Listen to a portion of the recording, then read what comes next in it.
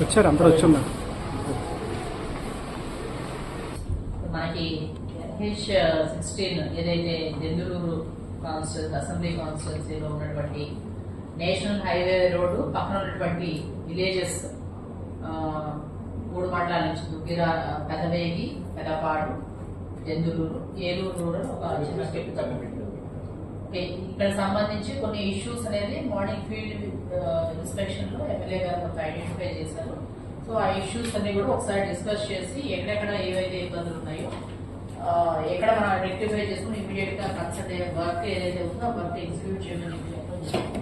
July 10th లోపు maximum works అనేది complete చేయమని చెప్పాము.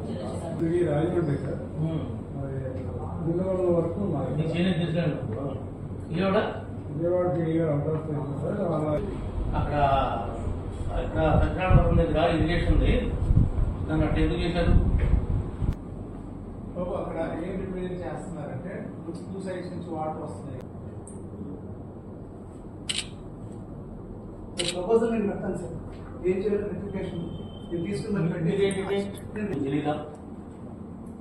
డిస్టర్బ్ చేసి ఇష్టానుసారం వెళ్ళిపోతే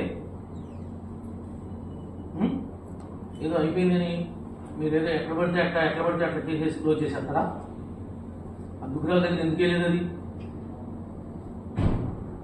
ఎందుకని అట్లా వదిలిపెట్టేశారు? ఆ గ్యాప్ని మీరు సరి చేయాలి కదా. ఇది ఎన్నో తారీఖు ఇచ్చారు డేటు? July 10 sir. 1 మంతా?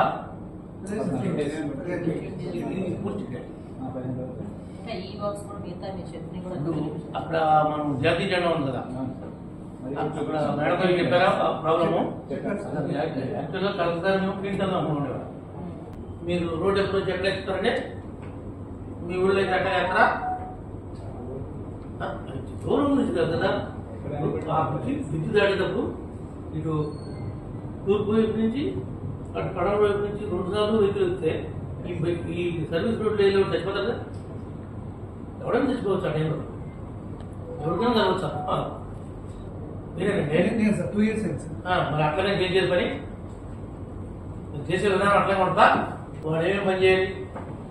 షెడ్యూల్ ఈ ప్రకారం total road structures, plantation, repairs of the structures and repairs ఉన్న రోడ్ క్లీనింగ్.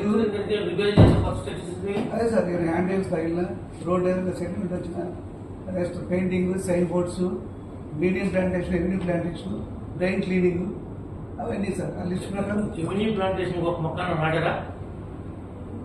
దీని పర్యవేక్షణ ఎవరు? సూపర్వేషన్ ఎవరు? నేను చేస్తాను సార్. నేను చేస్తాను సార్. ఇప్పుడు నుంచి మీరు చేస్తారా? ఇప్పుడు మీరేనా? ఇప్పుడు నుంచి సార్. ఎక్కడ ఉంది? వెళ్దామా? చూపిస్తాను ఫిజికల్గా. ఇప్పుడు వెళ్దామా? ఫిజికల్గా వెళ్దామా? మీరు ఆర్డీఓ గారు స్వయంగా చెప్పాడు, ఇక్కడికి వస్తే కార్లు వేసిపోతాయి. ఆయన తిరిగేది రోడ్డు మీద నాకన్నా తక్కువ, ఆయనకి అది అర్థం అయిపోతుంది. ఎక్కడ మార్పు చేశారు? మీరు పెయింటింగ్ ఎందుకు చేయలేదు? మీరు పాత రోడ్డు, మీరు వేసింది కొత్త రోడ్డు. బైండింగ్ చేసుకుంటే పెంచుకుంటే వెళ్ళారు. రోడ్ అనేది దిగిపోతుంది. దిగిపోయిన తర్వాత మీరు తర్వాత రైన్ సీజన్ వస్తుందని వచ్చినప్పుడు, వర్షాలు వచ్చినప్పుడు మీరు చూసుకుని మార్క్ చేసి అవన్నీ ఫుల్ఫిల్ చేయాలి కదా. ఎక్కడైతే దిగిపోతుందో, ఎక్కడైతే నీళ్ళు స్టాగ్నెంట్ అయిపోతున్నాయో, చిన్న చిన్న కార్లు ఉంటాయి. పెద్దలాగా అయితే సైడ్కి వెళ్ళవు, కార్లు చిన్నగా ఉంటాయి. వాడికి తెలియదు వర్షం పడుతుంది కాబట్టి నీళ్ళలో వెళ్ళిపోతున్నాడు. వెళ్ళిపోతే బండి సైడ్ వెళ్ళిపోతుంది. స్టీరింగ్ కంట్రోల్ అవుతా ప్రమాదం జరుగుతుంది. ఎవరు ఆ టైంలో ఉంటాడు పోతారు. మనం దేనికి 10 లక్షల అడుగుని ఇచ్చి వాడి సపోర్ట్గా మీరు ఎక్కడ నడిపిస్తున్నారా?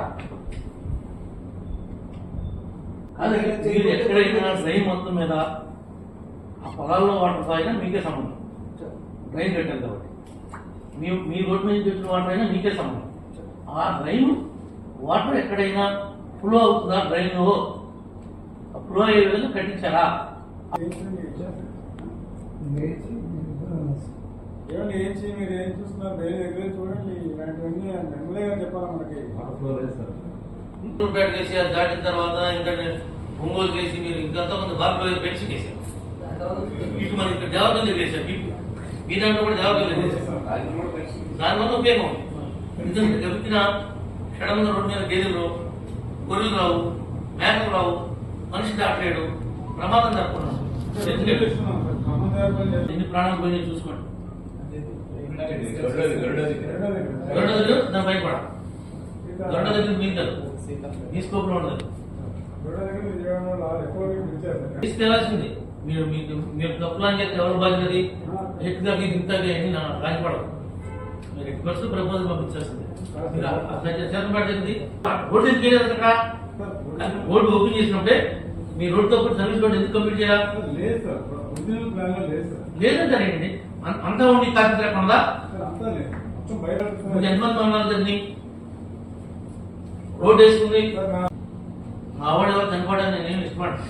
గవర్నమెంట్కి చెప్పి ఉన్నటువంటి ఇబ్బందులు పరిష్కారం చేయడానికి మీకు ఉద్యోగం చేస్తాను. మీ సొంతది కాదు, నా సొంతది కాదు. మీరు ఆ బ్రిడ్జ్ కట్టడం వల్ల నాకేమి పర్సనల్ ప్రాఫిట్ ఉండదు. నేను ప్రజల కోసం మేము అడుగుతున్నాను.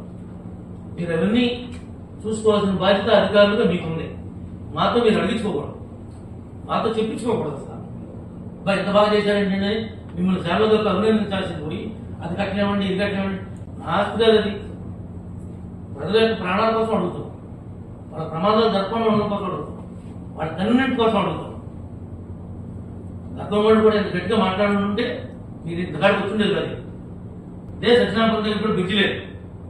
నేను ఇప్పుడు ఆరో దగ్గరికి కంప్లైంట్ ఇచ్చి ధర్నా చేస్తున్నాం గొడవ చేస్తే ఆయన తెలిసి సత్యనారాయణ అప్పుడు ప్రపోజల్ పెట్టి లేదని మళ్ళీ ఇచ్చారు. అతను రిటైర్డ్ వెటనరీ డాక్టర్.